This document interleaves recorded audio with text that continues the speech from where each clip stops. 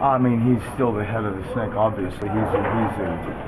Just a great player that impacts the game in so many ways. You know, you have to be aware of him defensively at all times with our guards dribbling. He picked our point guards many times the last time that we played. He's clever on digging into the post, and then obviously his command of the ball and how they play through him, you know, is a focal point. I think it's a point guard's league. I've said that many times, and he's amongst the league's best. Because I have such respect for him, you always look at him like, geez, you know. I think that, you know, his bounce, and it's interesting, isn't it? At this time of the year, you're always looking at teams that are going to the playoffs or teams that aren't going to the playoffs, and everybody treats those situations differently. He's such a great competitor. He still, you know, has such a presence on the floor. I think his bounce is always there, you know, to really study it and look at it. It's hard to be more specific than that. I mean, my gut feel is just one of great respect, and so you look at him through that lens always.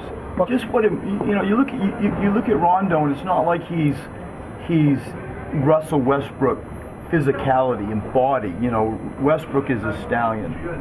Rondo, you know, is cut, but he's not at 6'5" or 6'4", and it's not like, you know, he's 220-something pounds, 215 pounds, and I just think that there's a tenacity in Rondo, there's a tenacity in Russell Westbrook, there is a tenacity in Chris Paul, where they are, and I've said this before and I say it respectfully, there's an anger in them, there's a competitiveness and a toughness that I just fall in love with.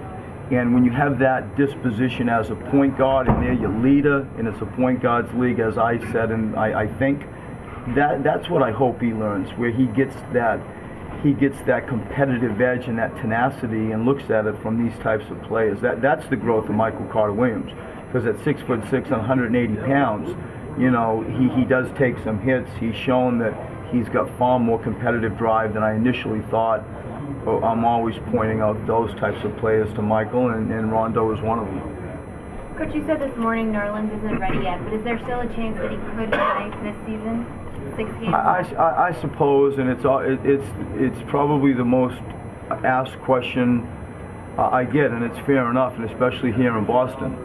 I think that there's always a chance, and competitively, and I've said this today, he's just so competitive. I mean, there's a quickness and athleticism that really is remarkable to me. It's the thing that stands out when you look at just his physical gifts, his mental capacity, where he wants to play and he wants to compete, and he really hasn't even gone through a full practice yet. And so the chance is there, but there are still a lot of layers for him to go through to pass those tests.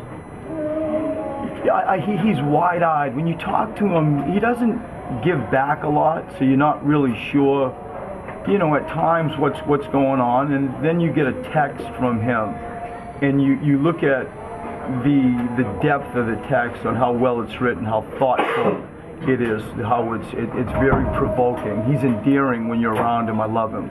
You know, you just you're so attracted to him, the person, because he's wide-eyed, he's 19, he wants to know everything. You say, listen, Joakim Noah, look at this is who you are. This is who you should aspire to be, to something like this, a Tyson Chandler. And then you watch what he does, you know, when you finally put him on a court, his bounces and athleticism. So he's wide-eyed, he's athletic, he wants to learn. We've seen as he started to play more in practice how completely competitive he is. You know, and at 19-year-old, for us, you start looking at building blocks and the types of people that it's going to require to take the program where we want to take it. And you hope that Michael and Nerlens are two of those types of young guys that we want to build on. I look forward to coaching him. Right. There's going to have to be, he won't be an elite point guard. Mm-hmm. You know, that's the growth right there in a nutshell, Michael Carter-Williams. Will you compete for the duration? Because, you know, guys that come from college, they're used to 40-minute games. Now you play 48, you play 82 games, you play 5 games in 8 days. It's just a whole different world. And those people that can play possession per possession, game by game, back it up, can withstand the physical side of it with a little bit of luck of not being injured. I mean, those are the road warriors that you really look at and can lead a program. And Michael's going to have to find that way, and I think it's in him. You know, I think he's the rookie of the year. I've seen a growth in him on and off the floor. I'm so proud of what he's done in that regard, staying off referees, not begging for calls. He lets me coach him. We have candid conversations. I think that what you just said is the holy grail for him, grabbing a city and grabbing a program and being our point guard now and for the future.